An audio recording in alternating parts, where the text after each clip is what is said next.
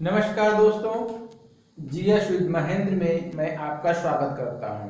साथियों, आज हमारा टॉपिक है गंगा नदी अपवाह तंत्र पार्ट 2। एक पार्ट में अपलोड कर चुका हूं जिसमें से मैंने गंगा नदी के विषय में कुछ चर्चा की थी कि गंगा नदी कहां से निकलती है, किस स्थान से के बाद उसका नाम गंगा पड़ता है और कौन कौन से तीर्थ स्थान उसके नदी के किनारे स्थित हैं, जैसे केदारनाथ, बद्रीनाथ, ठीक, कर्णप्रयाग, ये सब विष्णुप्रयाग, रुद्रप्रयाग, देवप्रयाग, इनके विषय में हम चर्चा कर चुके हैं।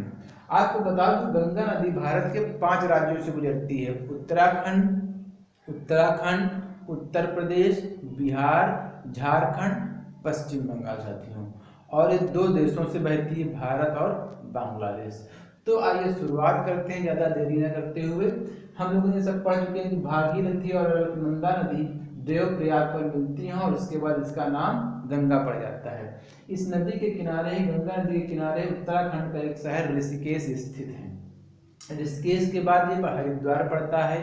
हरिद्वार के बाद ही गंगा नदी क्या होती है, मैदानी क्षेत्र में प्रवेश करती है। प्रश्न पूछा जाता है कि गंगा नदी किस स्थान के बाद मैदानी क्षेत्र में प्रवेश करती है, तो वो हरिद्वार के मैदानी क्षेत्र में के बाद। अब मैदान मतलब देखो, इससे पहले क्या होती है, गंगा पहाड़ी क्षेत्रों से यानी पर्वतों से प्रवाहित हो रही है, मगर हरिद्वार के बाद उसको समतल भूमि मिल जाती है। ठीक है साथियों, फिर इसके उत्तराखंड के बाद ये बिजनौर से उत्तर प्रदेश में इंटर करती है। प्रश्न ये भी बहुत बार पूछा गया है कि गंगा नदी उत्तर प्रदेश में किस जिले से प्रवेश करती है, तो बिजनौर से प्रवेश करती है और आगे बढ़ती है। इसके बाद नैनीताल से एक दूसरी नदी निकलती है, रामगंगा, जो कि बिजनौर में से इंटर करती है उत्तर प्रदेश में, और बरेली जो शहर है इसी नदी के किनारे स्थित है और ये कन्नौज में आकर मिल जाती है। बरेली के विषय में 2 पॉइंट में बता देता हूँ। बरेली जो है सुरमा यानी कि काजल और झुमकों के लिए क्या है, प्रसिद्ध है। ये प्रश्न पूछा जाता है। कन्नौज में मिलने के बाद इस नदी को ये आगे बढ़ती है और गंगा नदी के किनारे हमारा कानपुर शहर स्थित है साथियों, जिससे कानपुर शहर को उत्तर भारत का मैनचेस्टर कहा जाता है। मैनचेस्टर किस लिए कहा जाता है, क्योंकि इंग्लैंड का एक शहर मैनचेस्टर है जहां पर कपड़ा उद्योग बहुत अधिक है। उसी की उपमा देकर जिस तरह से हमारे कानपुर में भी क्या है, कपड़ा उद्योग बहुत है, इसी वजह से इसे उत्तर भारत का मैनचेस्टर कहा जाता है। एक प्रश्न और बताता हूँ कि प्रश्न ये भी पूछा जाता है कि गंगा नदी में बाईं तरफ से मिलने वाली सबसे पहली नदी कौन सी है, वो है रामगंगा। यह प्रश्न ऐसे पूछ ले, गंगा नदी में बाईं तरफ से मिलने वाली सबसे पश्चिमी नदी कौन सी है, तो रामगंगा नदी है। साथियों आगे चलते हैं। प्रयागराज में इसके दाहिनी तरफ से आती है यमुना नदी, जो कि गंगा नदी की सबसे लंबी सहायक नदी है साथियों। ठीक, यमुना नदी यमुनोत्री हिमनद से निकलती है। ठीक है, दिल्ली इसी के किनारे स्थित है। फिर उत्तर प्रदेश के सहारनपुर डिस्ट्रिक्ट से जो है ये हमारे यूपी में इंटर करती है। सहारनपुर डिस्ट्रिक्ट जो है साथियों, ये उत्तर प्रदेश का सबसे उत्तरी जिला है। आपको बता दूं, ये बहुत इंपॉर्टेंट चीजें हैं। पहले पार्ट में मैंने उत्तरी, दक्षिणी, पश्चिमी, पूर्वी सारे बताए थे। ठीक है, फिर उसके बाद मथुरा आती है, मथुरा से आगरा आती है और इटावा में इससे चंबल नदी मिल जाती है। कौन सी नदी मिल जाती है साथियों, चंबल नदी मिल जाती है। चंबल नदी से एक और नदी मिलती है, बनास नदी। चंबल नदी मध्य प्रदेश के जानापाव पहाड़ी से निकलती है और बनास नदी राजस्थान के खमनेर पहाड़ी से निकलती है और इससे रामेश्वरम एक स्थान है वहां पर मिल जाती है आगे साथियों। ठीक है, अब चंबल नदी के विषय में कुछ विशेषताएं बता देता हूं कि चंबल नदी साथियों जो है देश के सबसे गहरे खड्डों का निर्माण करती है, जिन्हें बीहड़ कहा जाता है। आपने बीहड़ के विषय में सुना, बीहड़ के डाकू, तो जिन्हें क्या कहते हैं, बीहड़ कहा जाता है। दूसरा पॉइंट कि इस नदी में घड़ियाल पाए जाते हैं, किसमें, चंबल नदी में। तीसरा पॉइंट, ये यमुना नदी की सबसे लंबी सहायक नदी है, सबसे बड़ी सहायक नदी है चंबल नदी साथी। बनास नदी की बता दूं थोड़ा सा, इसका अर्थ होता है वन की आशा, और ये राजस्थान की एकमात्र ऐसी नदी है जिसका संपूर्ण चक्र राजस्थान में ही पूर्ण हो जाता है साथियों। उसके बाद आते हैं बेतवा नदी, जो यमुना की से आके मिलती है। ये विंध्य पर्वत मध्य प्रदेश से निकलती है। इसका एक अन्य नाम वृत्रवती भी है। यह जब ऊंचाई पर यानी कि पठारी क्षेत्र से निकलती है तो वहां पर कई झरनों का निर्माण करती है। प्रश्न पूछा जाता है कि कौन सी नदी ऊंचाई पर कई झरनों निकलते समय झरनों का निर्माण करती है, तो बेतवा नदी, और ये जो है उत्तर प्रदेश में हमीरपुर से में मिल जाती है। फिर इसके बाद साथियों आगे बढ़ते हैं। कैमूर पहाड़ी मध्य प्रदेश से केन नदी निकलती है और बांदा डिस्ट्रिक्ट में यमुना नदी से मिल जाती है। और कैमूर पहाड़ी पे में ही एक जलाशय स्थित है, तमसा कुंड जलाशय। वहां से एक नदी निकलती है जिसका नाम है तमसा नदी कही या टोंस नदी, जो कि डायरेक्ट यमुना नदी गंगा नदी में मिलती है आके। कहाँ पर? सिरसा नामक स्थान पर, जो कि प्रयागराज के आगे पड़ता है साथियों। फिर गंगा नदी आगे बढ़ती है और बनारस शहर से होते हुए आगे बढ़ती चली जाती है। बनारस शहर साथियों हम सभी को पता है भगवान शिव का एक प्रमुख स्थान है। बनारस शहर जो है भारत का प्राचीन स्थान माना जाता है, प्राचीन शहर भी माना जाता है। माना जाता है कि इसकी स्थापना भगवान शिव ने की थी। आगे चलते हैं। यहाँ पे फुल्लर झील है, पीलीभीत डिस्ट्रिक्ट उत्तर प्रदेश में। यहाँ से एक नदी निकलती है, गोमती नदी। गोमती नदी निकलती है जिसके किनारे हमारे उत्तर प्रदेश की राजधानी लखनऊ स्थित है, जौनपुर डिस्ट्रिक्ट स्थित है और सुल्तानपुर डिस्ट्रिक्ट स्थित है। ठीक है साथियों। और ये आगे आते हुए कहाँ पर मिलती है? गाजीपुर में मिल जाती है गंगा नदी से। ठीक है। अब प्रश्न ये बनता है, यहाँ पर पूछा जाता है कि कौन सी नदी गंगा की ऐसी सहायक नदी है जो मैदानी क्षेत्र से निकलती है, तो वो कौन हो जाएगी? गोमती नदी साथियों हो जाएगी। अब फिर आगे बढ़ते हैं। बलिया डिस्ट्रिक्ट में पहुंचती है। बलिया डिस्ट्रिक्ट के बाद ये आगे पहुंच के बलिया डिस्ट्रिक्ट से बाहर हो जाती है और कहाँ पहुंच जाती है? बिहार में। तो बलिया डिस्ट्रिक्ट जो है मैं पहले बता चुका हूँ उत्तर प्रदेश का सबसे पूर्वी डिस्ट्रिक्ट है। मैं बता चुका हूँ कई बार कि सबसे उत्तरी डिस्ट्रिक्ट सहारनपुर, पश्चिमी डिस्ट्रिक्ट शामली है, पूर्वी डिस्ट्रिक्ट बलिया है और दक्षिणी डिस्ट्रिक्ट सोनभद्र है। ठीक है। उत्तर प्रदेश के प्रश्न पूछे जाते हैं, यहाँ से बनते हैं। तो बलिया डिस्ट्रिक्ट से क्या हो जाती है? बाहर हो जाती है गंगा नदी। और फिर इसके बाद साथियों छपरा नामक स्थान में जो है इससे एक नदी मिलती है जिसका नाम है घाघरा। अब इसके विषय में थोड़ा पढ़ लेते हैं साथियों। ये नेपाल के मक्सा नामक हिमालय से नदी निकलती है, दो नदियों के रूप में। एक नदी दाईं तरफ से निकलती है शारदा, पहले इनका नाम होता है काली और करनाली, जब निकलती है यहाँ से मक्ता हिमालय से। जब हमारे यहाँ इसमें भारत में प्रवेश करती हैं तो इस नदी को शारदा और करनाली को घाघरा कहा जाता है। काली नदी को शारदा और करनाली को घाघरा कहा जाता है। ये दोनों नदियां उत्तर प्रदेश में इंटर करती हैं और बहराइच नामक स्थान पर मिल जाती है। यानी बहराइच डिस्ट्रिक्ट आप लोगों ने सुना होगा। बहराइच डिस्ट्रिक्ट में सैयद सलार महसूद गाजी की क्या है? मजार है साथियों। फिर इन दोनों के मिलने के बाद इस संयुक्त धारा को घाघरा नदी कहा जाता है। इसके बाद एक नदी दूसरी इधर से आती है, राप्ती नदी, जिस नदी के किनारे हमारा प्रसिद्ध शहर गोरखपुर स्थित है, जहां हमारे माननीय मुख्यमंत्री योगी आदित्यनाथ जी का जो है संसदीय क्षेत्र भी था। ठीक है।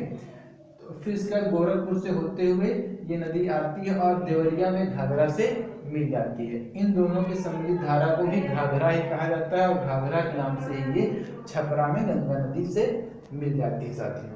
फिर उसके बाद यहाँ से देखिए अमरकंटक पहाड़ी जो कि मध्य प्रदेश और छत्तीसगढ़ की सीमा पर स्थित सोन नदी निकलती है और पटना में इससे मिल जाती है। सोन नदी कहाँ मिलती है? पटना में साथियों। अब आते हैं नेपाल से एक और नदी निकलती है, गंडक नदी साथियों। ठीक है।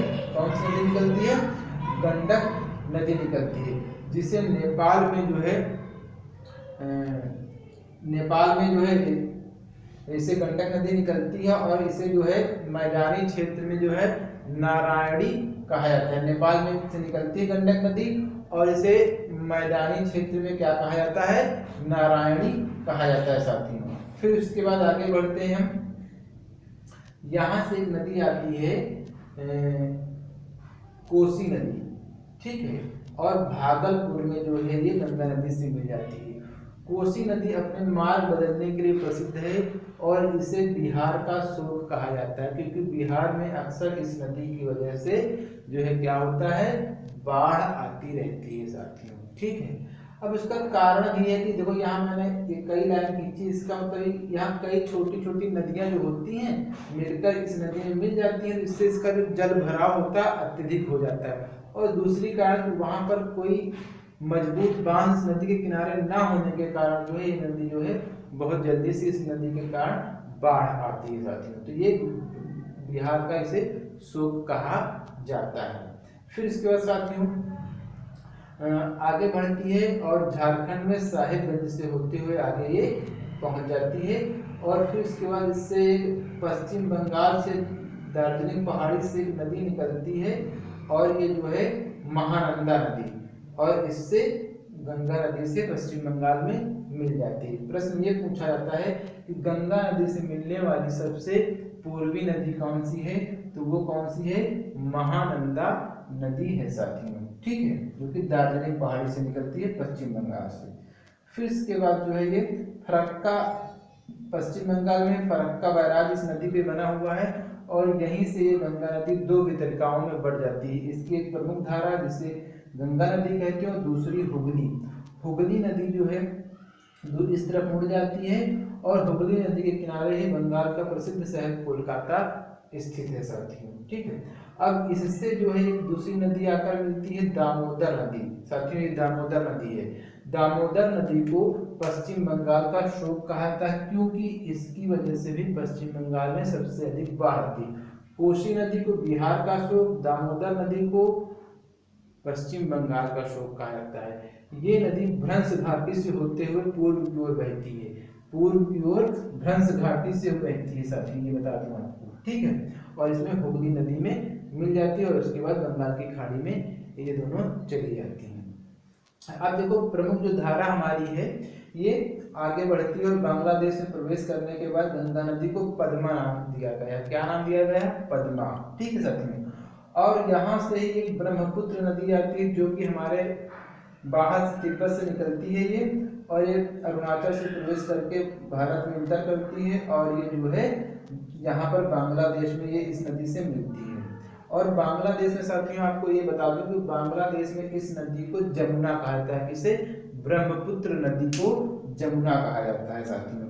ये यहाँ पर मिल जाती है इससे पद्मा से और इनकी सम्मिलित धारा को पद्मा ही कहते हैं। फिर इसके बाद थोड़ा आगे बढ़ती है, इसके दाहिनी तरफ से बराक नदी होती है वो, या जिसे मेघना नदी कहते हैं, वो पद्मा नदी से मिलती है बांग्लादेश में, और उसके बाद इसकी सम्मिलित धारा को मेघना नदी कहते हैं। क्या कहते हैं, मेघना नदी। बहुत इंपॉर्टेंट प्रश्न पूछा जाता है कि जब गंगा नदी अंतिम रूप से बंगाल की खाड़ी में गिरती है तो उसका क्या नाम होता है, तो उसका नाम होता है मेघना या बराक।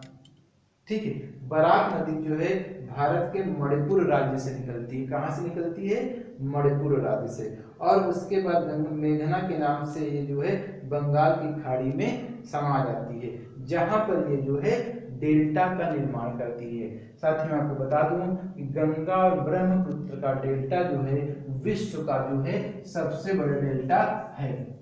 डेल्टा क्या होता है साथियों बताओ, जैसे कोई नदी आती है, जब उसकी धारा कम हो जाती है तो वो बिल्कुल स्लो स्लो बहने लगती है और यहाँ पे बालू कंकड़ पत्थर सब जमा हो जाते हैं और कई धाराओं में ऐसे ऐसे धीरे धीरे बहने लगती है। तो देखो ये डेल्टा का स्वरूप बन जाता है, इसीलिए इसे क्या कहा जाता है, डेल्टा कहा जाता है। भारत इस डेल्टा को सुंदरवन, गंगा ब्रह्मपुत्र के डेल्टा को सुंदरवन डेल्टा भी कहा जाता है। ऐसा क्यों कहा जाता है, क्योंकि इस डेल्टा में सुंदरी नामक वृक्ष जो है पाया जाता है। क्या पाया जाता है, सुंदरी नामक वृक्ष पाया जाता है।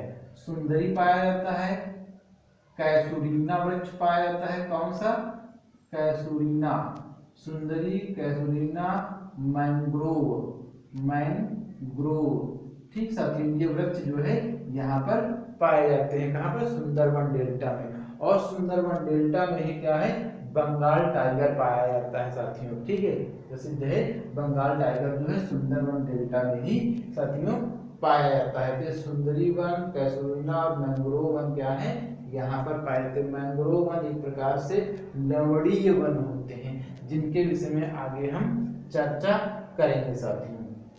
तो ये हमारा टॉपिक रहा साथियों आज का और मैं आशा करता हूँ कि आप सभी लोगों ने बहुत ही अच्छे से इसको समझा होगा।